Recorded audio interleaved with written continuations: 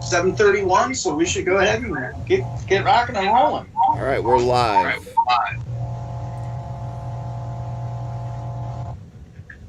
Okay, we'll call the meeting to order. And first item would be minutes from our July meeting. I don't know that we had minutes, because I don't know that we had a quorum. And looking around, do we have a Mr. Chairman? Do we have a quorum today? Yeah. Mr. Chairman, we have a huge feedback problem and people need to mute. Yep. I think everybody needs to try to stay on mute if they're not speaking. I'm not sure where it's coming from. I noticed it when I signed in, it was there. And my microphone went on at the time, so. But we'll go ahead and keep her going. I don't think we had minutes, so we'll just go on to old business updates on Jackson Street and Shoreline Drive. Does there anybody have any input on that for us? Aaron Klein will be speaking on behalf of that. Yeah, through you, Carl, to the committee. I guess at this point I don't really have a lot more to answer. We did have a couple punch lists. Steve Pajali is now joining. We did have a couple punch list items that were remaining on the Jackson Street Pier, and we have quite a few more still ongoing on Shoreline Drive. But essentially those projects are almost complete, and I guess at this time I would be willing to answer questions more so than give an update. I think everybody's probably seen the projects for months now, so there's not really much update to give. So if anybody has questions, I can certainly answer those. I would only say I got an unofficial tour of the pavilion at the pier the other day.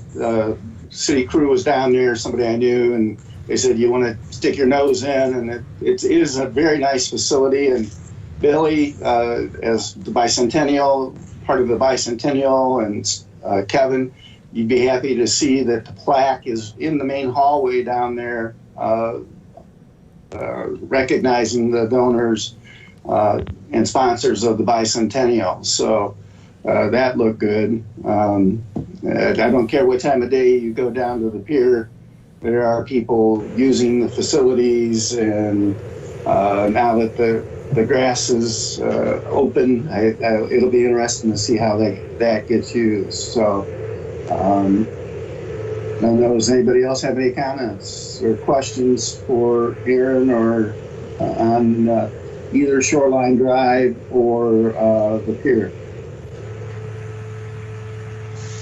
Mr. Chairman? Yes, Michael. I get down there quite a bit because I live close. Just really interesting to see how well used it is. And that might be in part because of people not having other alternatives, but it certainly has been embraced and well accepted. So it's gratifying and validating to see how well used the pathway as well. I would say that there might be a few little details at Shoreline that would be very helpful to get the maintenance crews to address, in particular some ruts where instead of trying to keep people from staying on the pavement, there's a corner there that maybe just needs some blacktop because it's just seems to be too hard for people to navigate that corner. Maybe some blacktop and a rock to keep them on the pavement. But other than that, we're getting so much use out of this shoreline of ours, this asset that's bringing people downtown and giving people something to do. That I think we should feel real good about what the city has done. Mr. Chairman, this is Greg. Yes, Greg. I just wanted to add a thank you to this group to kind of lead the charge many years ago on the Bayfront corridor plan and everything like that.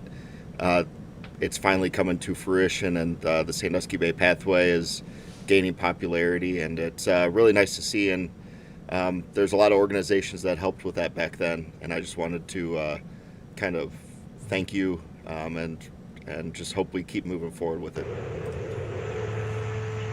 Well, it's gratifying to see it come together as it has. Just ironic to me, I walk the pier. When I get motivated, I get out and walk early in the morning, and there's a group of older gentlemen that sit at the end of the pier, and I was chatting with them the other day, and two of them were sitting on a swing, and one of them was sitting on a lounge chair, and they're clearly enjoying the new amenities. And I said, "How you guys doing? How you like it down here?" "Oh, we liked it the old way." Just so you're not going to change some people's minds, no matter if they're clearly enjoying the new amenities or not. So it's just kind of funny. What are you going to do, right, Mike? All right. I guess we have no additional questions then on those two projects. We'll move on to the landing and the Sandusky Bay pathway and acquisition, and obviously been some happenings there. Yeah, through you, Carl, to the committee again. These projects both are continuing with design. Design is under contract already, so regardless of the budget situation, we do have the obligation to continue with those design projects. So as we're proceeding, we're still moving forward with the acquisition on both of them. The contract that we have right now has the consultant on board to do the acquisition documents and to do the negotiations for those portions of the project. The city's budget, the way it stands right now, I mean, everybody knows what's going on with the budget, but we're finding ways to get people to donate as best they can. We've got two more on the agenda for this coming Monday. The Metro Parks is going to donate the land next to Heminger Ditch, which finalizes everything around the Cedar Point Sports Center complex. So we have two different easements on the agenda on Monday. The first one is the park easement, which is a long-term easement to install the bike path and any other infrastructure needed on the park.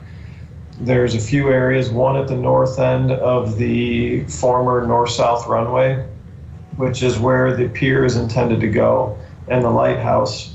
A portion of that was on Metro Parks property, and then also a portion of Heminger Ditch, so we can have the access for the elevated boardwalk and the boardwalk that crosses the ditch as well. The second easement, they didn't want to include the openness of the, basically the footprint of the first easement is really large and giving us a lot of flexibility to install all the infrastructure we need to complete the park. The second easement is for the utilities, which they didn't want us to have the flexibility to install utilities within the ditch area and those types of things. So we downsized that easement so that we could have the utility easement that runs along the roadway that leads into the indoor sports center facility between Heminger Ditch and the sports center. So there will be both easements, and they're both donations, and we're still working through. We've got about half a dozen to 10 more that we need to get between Cedar Point Drive and Sports Center, and we're still working through those. We don't have a set timeline on those yet, but we are moving through those on the landing project. we've come up to terms with a couple of the others. Now it's looking at the city's budget and seeing where we can, if there's ways we can get those finalized as well. So I know we had talked previously about the landing moving forward kind of this winter, but because of where we are with the environmental permitting and all of those things, and with these acquisitions, we're looking at sometime next year at this point. But we've got to check all those boxes before we can do it, and we knew that there was a possibility that it would be pushed. It's just a matter of when that's going to be at this point, but we're still moving forward with all the design. So if there's any questions on the landing, I don't have much else to add. Any questions for Aaron on that update? Carl, is the Heminger ditch just to the west of Sports Horse? Yes. Okay. Never knew what that was called. Didn't either. All right. We learned something. Guess we should call it a day. All right. All right. The West End we have more ditches than streams and rivers in Erie County. Oh, that's interesting, Mike. Thank you. I think that's true. Somebody told me that from soil. That would make sense. Yeah. With all the farm fields and such, that would do it too. I'm talking about named ditches. Named ditches, okay. Ditches and right. versus named streams and rivers. Gotcha. All right, we'll move on then to the West End, utility and connectivity. Just before we move on, with the Sandusky Bay pathway portion of it, I didn't really go into much detail on that one. If you don't mind, can I address a couple things on that one real quick? So with the pathway, we still are going through the design and acquisition. Just as a quick update, on the west end of the city, we met with Mr. Harrington, and we have some follow-up discussions that we're going to need to have with U.S. Subaki and some other entities out on that end. That includes Water Street as well as First Street. We're in discussions and negotiations with others in those sections, but we did apply for a grant through the Metropolitan Planning Organization, which is Erie Regional Planning, and for federal funds to complete the Water Street portion of the project. We actually completed 3 applications and got awarded all 3 of them. Well, the Water Street is resurfacing and reconstruction of the roadway, including some bump outs, including a node at Warren Street for when we do that project, and then also doing a separated bike path. So what we have on Water Street is good for now, but we always knew that we wanted to do that separated bike path. So we got, I can't remember the exact number, but I think it was in the 450 or 500,000 range to be able to complete that project. And that'll give us that continuation of a separated path, which we have one now, but it's not what we want. So that is scheduled for fiscal year 25 right now. I'm trying to push it up to fiscal year 24, which means that what we would end up having is opening what we have out there today in 2020. Next year, we're hoping to open up the West End Utility Project in 21, which will give that pathway along Venice Road from Edgewater to the bridge. And then in 22, we're looking at Megs. And then in 23 or 24 timeframe, we would be able to complete that Water Street. So we still are moving forward with the Sandusky Bay pathway, and again, that contract is under, that design and acquisition contract is already signed and sealed, so we're moving forward. We're just getting as creative as we possibly can to find outside funding sources, which we've always done anyway, but we know we're doing it more so. We're going to be doing it more so now, and hopefully some stimulus money can come out and we can apply for it. And one more thing on the landing, since I'm speaking on grants and things like that, we're looking to apply for a safety grant to ODOT for several $1 million. We haven't gotten much detail yet. We're finalizing, but it's due sometime in September.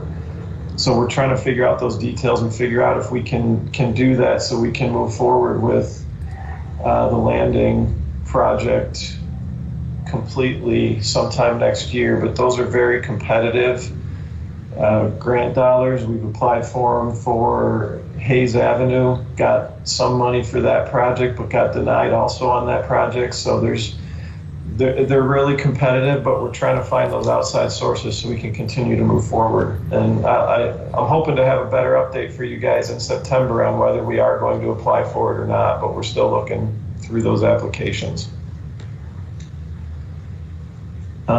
So I apologize for moving back up the list, but going on to the West End Utility. Aaron, a quick question. When you talk about continuing the pathway on I guess that would be West Water Street, will it be will it mirror what's on East Water, or will it be more resemblance of what's on Shoreline, the pathway? Yeah, so it will be more like what's on Shoreline, and I know East Water is separated as well. It's behind the curb, which is what the most important thing is to us. We'd like to have that buffer in there of having the grass area and the landscaping area, but with EDG on board, they're designing it similar to what Shoreline is, with that buffer, with some nodes, we're also going to try to look at more signage and more wayfinding and those types of things, and trying to figure out exactly what to do. That process did include wayfinding and branding for the pathway. So the colors that you see on Shoreline Drive, those types of things, those banners on Shoreline Drive, that's what we're looking to do.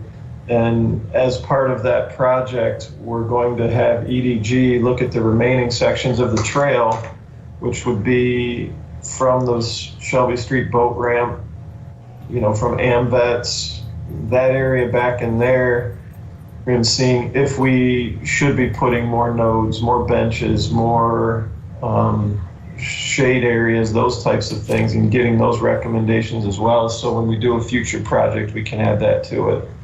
So we're hoping to use the Shoreline Drive as our new standard for the bike path as we move forward. Obviously, with the way funding is right now, we may have to make some tough decisions as we move down the road, but we're going to do the best we can to make it resemble Shoreline as best we can. All right, thank you. So now we're now to the West End Utility and Connectivity. Is there a separate report on that, or just what you've already included, Aaron? Pretty much what I've included. It's just scheduled to be, the bike path is scheduled to be done next year. The reconstruction of that roadway is scheduled to be still in 22, so we're right in line with that project. I do have one more update that I completely forgot about until now. So I do have another project I would like to add to the list, and I'd like to keep it on the list for the time being, if you don't mind. That's fine. Thank you, Aaron. I think it's an old business item. I believe it's an old business item because it's part of the Sandusky Bay Initiative. But if nobody has any questions on the West End utility, I would like to move forward with that one when you guys are ready. Sure. All right, go right ahead, Aaron. Thank you. Okay. So on everybody, I hope, recalls the Sandusky Bay initiative that we had moved forward with, which is the environmental projects and reestablishing coastal wetlands and coastal waterfronts to beneficially reuse dredge material, reduce the phosphorus and nitrogen loading in the bay, but also create those wildlife habitats for fish, birds, and anything else. We had 4 projects that we had looked at, and then we moved forward with the Strategic Restoration Initiative, which was looking at all of Sandusky Bay and developing that portfolio of projects throughout the bay as well. Well, in 2020, as of July 1st, 2020, the open lake disposal of dredge material ban became effective. So what happened was ODNR worked with the Corps of Engineers to move the annual dredge project that the Corps of Engineers does up into the spring so they could meet that deadline prior to July 1st this year. They also agreed to push the 2021 dredge project as late into next year as possible. That way, that gives us a full year or more of construction season to get the first phase of one of the projects completed. So what we've established in working with ODNR, working with the federal government, with the Corps, working with Ohio EPA, working with the regulatory portion of ODNR, just so many various entities, is getting phase 1 of project area 2 under design and under permitting. And we're still moving forward with the permits for that project, but we're hoping to finalize it here over the next month and a half. And that project area is along the western side of the Cedar Point Causeway, and it abuts the, when I say abuts, it's close to the causeway, but it's also just south of the overflow parking area where the city has a lift station as well on the western side of the peninsula there. So the project is designed to take 1 to 2 years of dredged material, and what it does is it creates a rock area right now where the Corps of Engineers will be able to dump their dredge material, let it dewater as best it can, and then come back, reshape everything, and create the outlets needed for the culvert that goes on the north end of the causeway, but then come back and reestablish with vegetation and get the project to completion and creating those wetlands and creating those habitat areas. So it's a year, 2 year, 3 year project, but ODNR just found out a month ago that they got awarded around $4 million to proceed with construction of phase 1 of that project.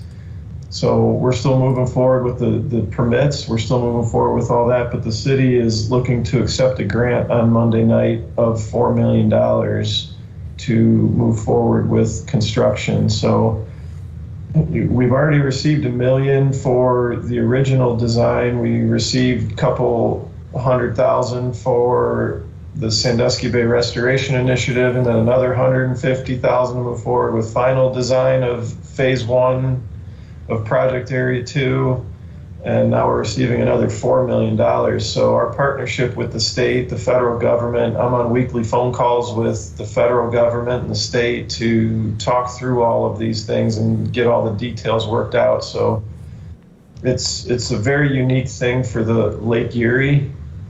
It's unique for the Great Lakes to have a project like this. and to have it centered around Sandusky, to me as an environmental engineer, is very exciting. And I think I'm not one to be the best marketing person for the city, but this is something that to me is very exciting, to have so much focus and attention on the city of Sandusky, especially when you see all these other projects on this list with Jackson Street Pier, Shoreline Drive, the Landing, Sandusky Bay Pathway. And I had a conversation last night when my daughter was at her Bible study class with our church, and the guy that leads it said that he came to Sandusky a couple weeks ago, because I didn't even know that place existed. He goes, and that it's incredible what's happening on the pier and with the waterfront and with everything that's going on down there. And I feel like I have that conversation about once a week with friends I have in Lorain County and in Cuyahoga County, and people that have never seen this place. And then you see projects that that are going to be in the waterfront as well.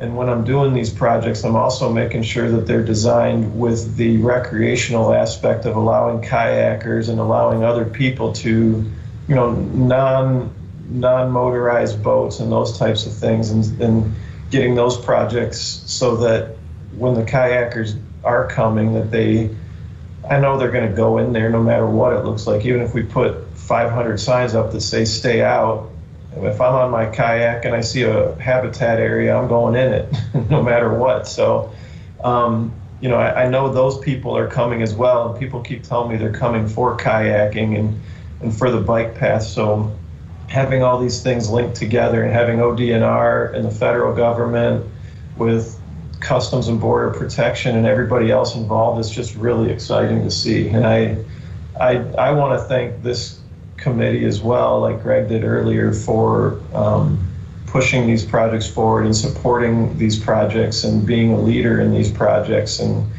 everything that happens with these projects, it's just made easier for me knowing that you guys support them the way that you do, and that you're willing to ask the tough questions and willing to listen to what the design team is looking for, and getting involved as much as you do. So that's all I'll have to say at this point. Well, thank you, Aaron. And it's a labor of love. I think I would speak for pretty much everybody on the committee. So, Mr. Chairman. Yes, Mike. Mr. Chairman. Along that vein, I really appreciate Aaron, your comments, because it's very validating. We're kind of in this for the long haul. It was the wisdom of the city commission and the city staff that created the precursor to this committee, and then reconfigured it into this committee.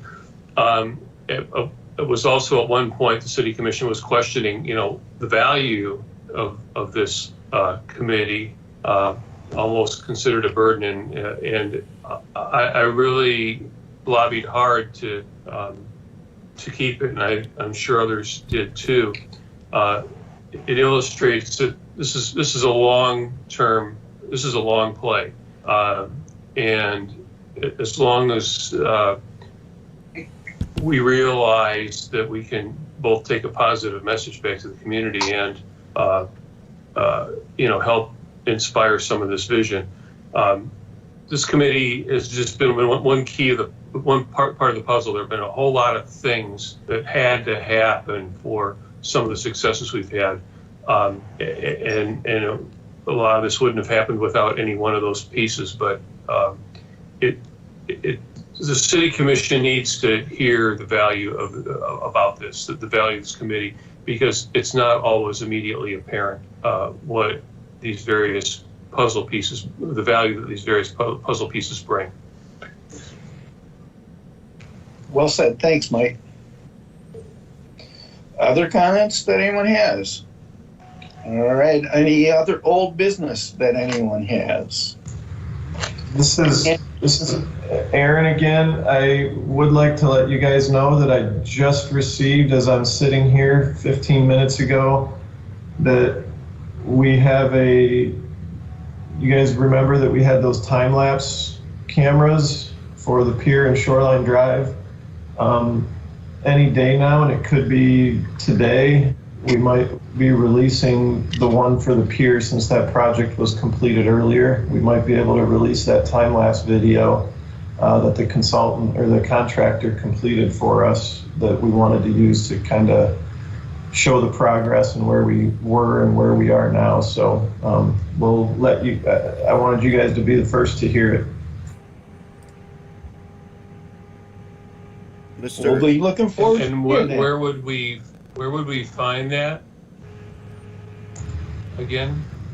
I would be willing to bet that it will be all over social media, but it will certainly be linked to the city's website once we make those determinations. It could be within a couple days, but like I said, it may be today. So you can stay, it'll get on social media at some point for sure, but the city's website will be where it'll be housed. Mr. Chairman, I just wanted to add one thing. There was a land acquisition that the city pursued next to the water treatment plant, and that not only will help ensure public access along the waterfront, but also, Aaron, I don't know if you want to speak to the future and for your planning as well, but it's a very important piece, and I think it's exciting that we were able to get it and make sure that it's going to be used for public use along the waterfront, just like many have wanted the city to do in the past.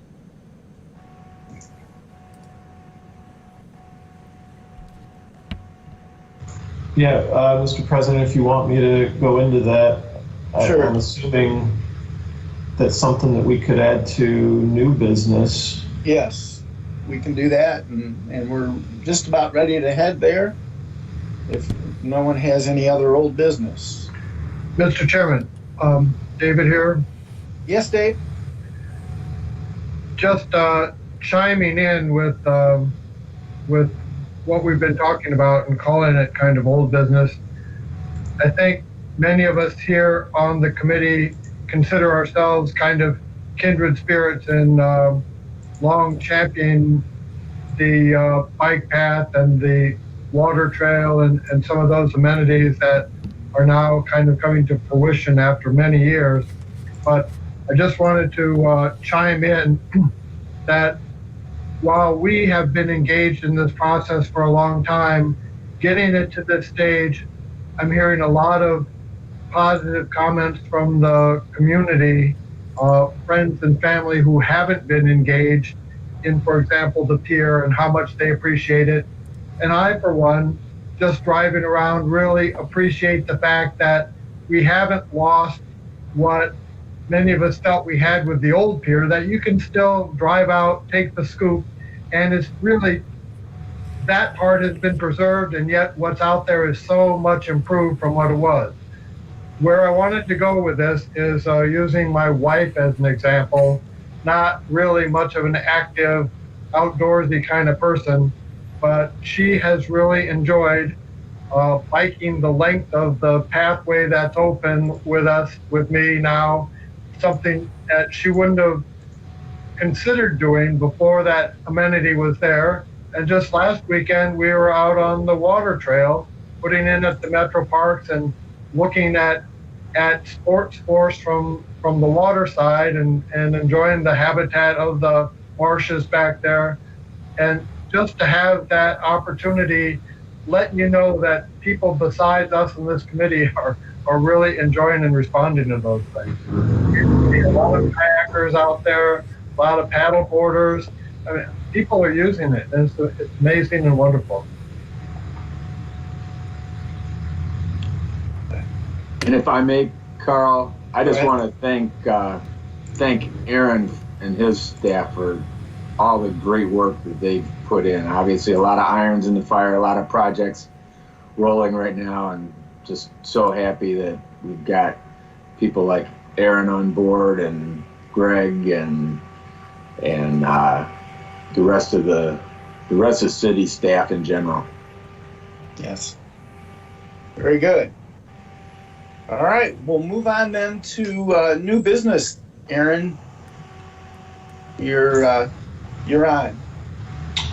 Yeah, so getting into the thing that Greg had mentioned, this is something that kind of just fell into our laps last month, which was amazing. So if you look back at the capital plan, you would see that we had a project called the Mill Street High Rate Treatment that's in there, and that was something that was negotiated with Ohio EPA as part of our permit for overflows, combined sewer overflows throughout the city. Back in 2015 was when that was accepted. That's a project that's required to be done by 2024, and it's really somewhat of a minor expansion to the wastewater treatment plant. The problem is it's a minor expansion in the way that you're not doing a full treatment of stormwater, of the first flush of stormwater, because you realize that it's not sanitary waste, it's just stormwater that's getting into the combined sewers, so it's not as bad. So EPA has come up with these high rate treatment processes. The problem is that first flush is the largest volume, meaning that you need the biggest footprint of a treatment area of your treatment process. So we needed a large piece of property to be able to move forward with that project. The project is required to be done by 2024. The end of December of 2024.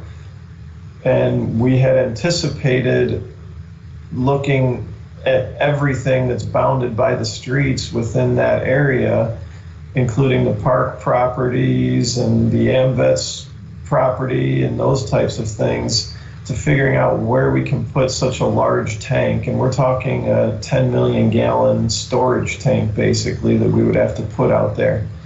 I ran a few numbers, and depending on how deep we go and how much we can dig into bedrock, you might need 100 yards of a tank footprint, depending on how big you go. You might only need 50 if you can go deeper, but it could be a large tank to handle that treatment, or to handle that water, so we can treat it before discharging it to the bay. So our goal was to figure out if we could acquire this property, and that's been our goal for 5 years since we had gone through the negotiations. So last month, when we found out that this property was going on the market, that really saved the city money, in the fact that we wouldn't have to hire a consultant, we wouldn't have to analyze 10 or 15 different properties to figure out where we can put it. And it allows us to consolidate the wastewater treatment plant and to have the property immediately adjacent so we can build it. However, we also realize that the positioning of Sproul Park and AMVETS Park south of the wastewater treatment plant, and having the treatment plant between the park and the waterfront, is probably not the way we would set it up these days if we were going to go through with a planning process. So what our goal is, we are moving through the process of acquiring it. We have received approval from City Commission this past Monday, the 27th, at the last meeting, to acquire the property. So we're going through those details through Mr. Lasko's office. And once we do acquire it this winter, we're planning on doing an RFQ to get a consultant on board for design. We obviously can eliminate the acquisition portion at this point. And now we're going to figure out the best layout, meaning, do we move ball fields onto that property instead of putting a big tank on that property? Where can we put this tank that gives the AMVETS and Sproul Park the best location for them? It's it's more expensive to put the tanks just south of where the wastewater treatment plant is now, which would be Sprout Park, but it's probably a better location. So we want to go through that planning process and that public process of figuring out the best way to lay everything out in that area. But the first step was acquiring this. So next year, I'm assuming at some point, whether it's spring or summer of next year, we'll start moving through a process to look at that entire neighborhood park and wastewater treatment plant area, figure out where things can go and be most impactful for the residents and access to the waterfront. Mr. Chairman, through you, Aaron, could you state the volume you need on that tank again? At this, yes, through you, Mr. Chairman. So the first phase that they want us to do is a $10 to $12 million phase of the project, minimum, possibly upwards of 16 million. And then something that we haven't agreed upon with EPA is they want us to do 2 8 million gallon expansions. So I'm looking at all of this stuff and trying to figure out, can I eliminate future projects? If I have 10 million that I need on the first phase, but then is there a way for me to eliminate those expensive 8 million gallon expansions? So when we get a consultant on board, we're going to move forward with that analysis to figure out. But right now, it's a minimum of 10 and upwards of 16 that we're contracted or we're required to do per our NPDES permit.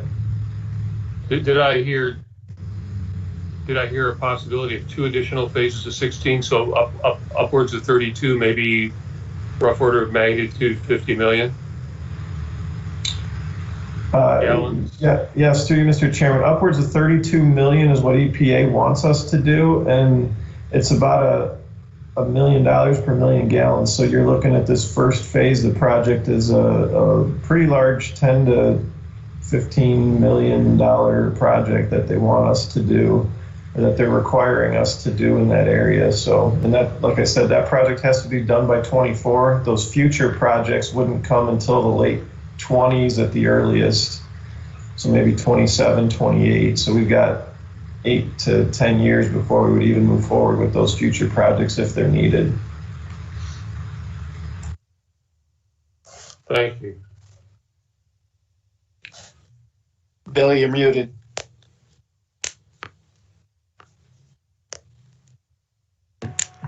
And which property was acquired for this?